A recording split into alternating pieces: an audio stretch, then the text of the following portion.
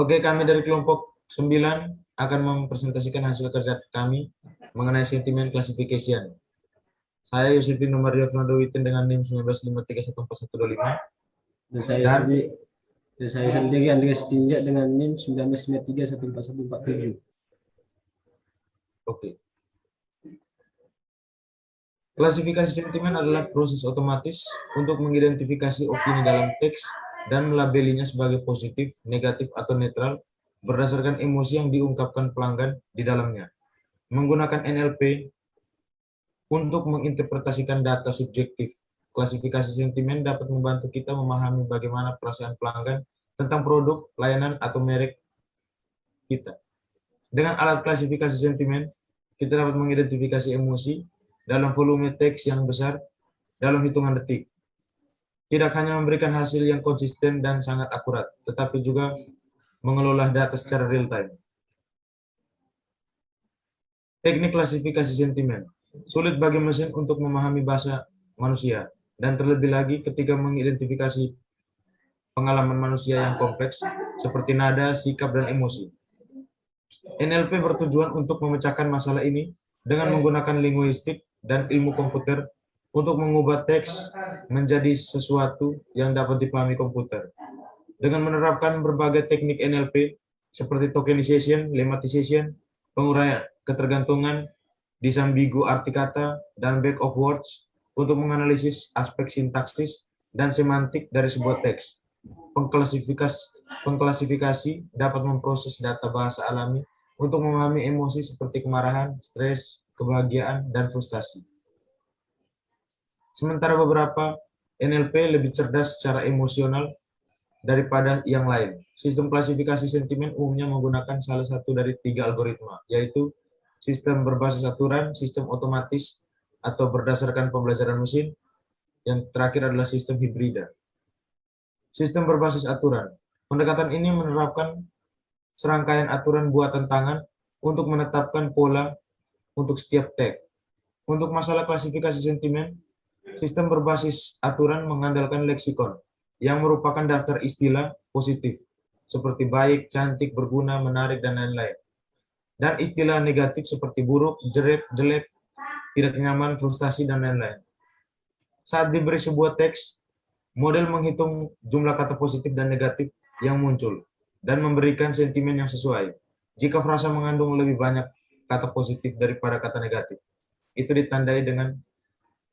ditandai sebagai positif. Namun pendekatan ini memiliki beberapa keterbatasan. Itu tidak dapat mengenali kata-kata yang tidak muncul dalam leksikon dan memisahkan kata dari unit konteksnya, sehingga sulit untuk mengidentifikasi polisemi, sarkasme, dan ironi. Misalnya frasa seperti layanan pelanggan yang sangat baik, jauh dari itu, dapat salah ditandai sebagai positif. Akhirnya, sistem berbasis aturan bisa sulit untuk ditingkatkan karena menambahkan kata-kata baru ke leksikon dapat mempengaruhi hasil sebelumnya. Yang berikut adalah sistem otomatis atau berdasarkan pembelajaran mesin. Sistem otomatis menggunakan algoritma pembelajaran mesin yang belajar memprediksi sentimen dari pengamatan sebelumnya.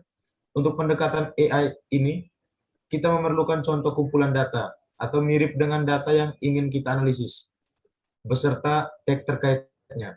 Ini disebut data pelatihan.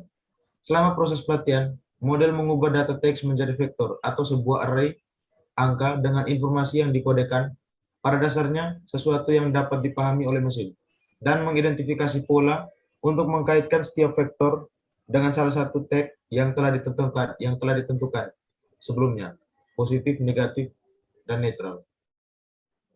Setelah diberi sejumlah data relevan yang wajar, sistem otomatis akan mulai membuat prediksi mereka sendiri untuk mengklasifikasikan data yang tidak terlihat. Kita dapat dengan mudah meningkatkan akurasi model ini dengan memberikan lebih banyak contoh yang diberi tag. Yang terakhir adalah sistem hibrida. Sistem hibrid menggabungkan pendekatan berbasis aturan dan pembelajaran mesin. Pertama, model belajar mendeteksi sentimen dari serangkaian contoh yang diberi tag.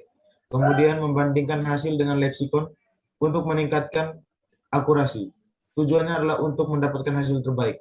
dengan tidak ada batasan dari setiap pendekatan individu. Oke, Saudara Andre. Selanjutnya yaitu aplikasi klasifikasi sentimen.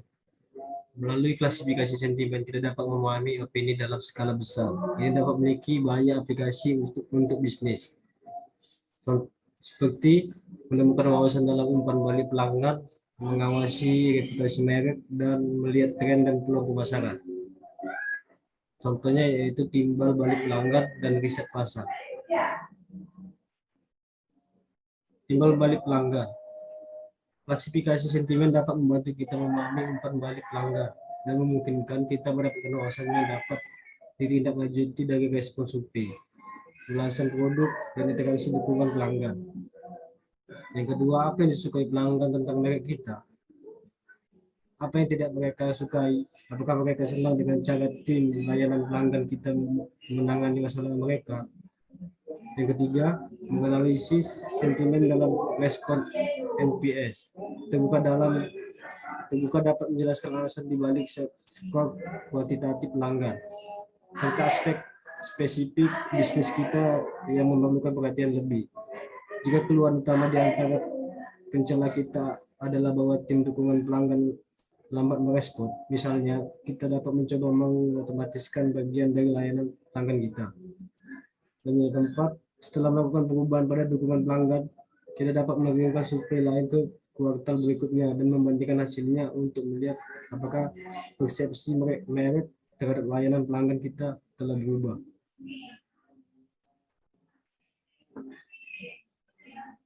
Kemudian riset pasar. Mengikuti percakapan online tentang topik tertentu juga dapat membantu kita mengungkapkan tren dan membuat keputusan yang membuat kita menonjol dari pesaing kita. Kita memungkinkan ingin menganalisis sentimen dalam ulasan produk dan menunjukkan dengan tepat apa yang disukai dan tidak disukai pelanggan. Mungkin penggunaan aplikasi pesaing kita sulit digunakan. Jadi, dalam hal memasarkan alat kita dapat fokus pada seberapa ramah pengguna produk kita. Beberapa industri dapat sangat terpengaruh oleh penggeseran opini publik dan oleh karena itu dapat memperoleh banyak manfaat dari klasifikasi sentimen, melacak suasana hati di pos media sosial yang terkait dengan pasar cryptocurrency. Misalnya dapat membantu prediksi apakah ini saat yang tepat untuk berinvestasi. Kesimpulan, klasifikasi sentimen memungkinkan kita memahami pendapat pelanggan. Kita dapat membuka emosi yang tersembunyi di postingan media sosial, ulasan produk, dan tanggapan terbuka dalam survei online, dan menemukan wawasan berharga yang pada akhirnya akan menghasilkan keputusan bisnis yang lebih baik. Oke, sekian dari kelompok kami. Mohon maaf jika ada salah kata. Terima kasih dan sampai jumpa.